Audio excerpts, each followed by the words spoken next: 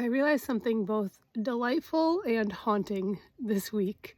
So I was sick, and we'll rewind that in a second. But let me say something I realized when I started to feel better was that I really like my outlook on life and the way I get excited about certain things or get inspired or motivated or find things interesting or have a sense of curiosity or want to take care of myself.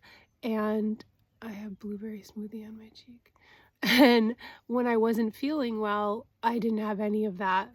I just felt like a lifeless, uninspired blob on the couch, and it made me so sad.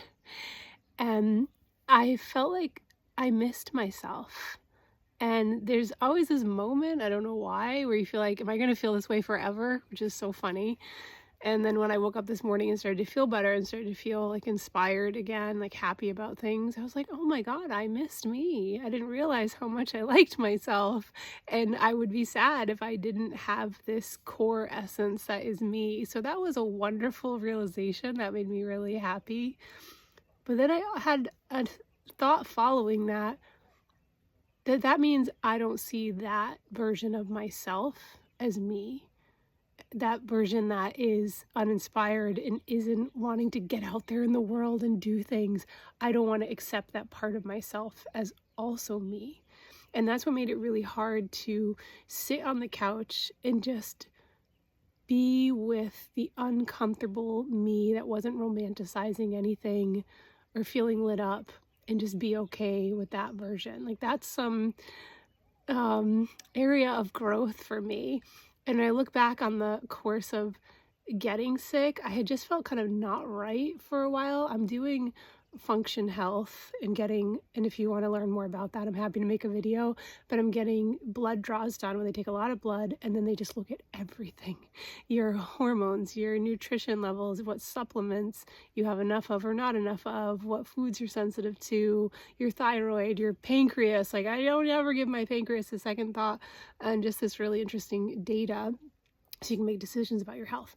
And ever since the first blood draw, they took like 10 vials, I just felt like really tired. Just things felt hard and I felt tired, and I was at a time in my cycle where usually I'm on an upswing. So this was very sad to me. I wasn't feeling that. And then I got a cold sore and I took an antibiotic for it so that like kills your microbiome. And then by Sunday, I was just so tired. And I was really hard on myself. I was like, okay, I'm tired, but I could like do a little bit of gardening, do some laundry. Maybe I will sit and watch that one episode of whatever.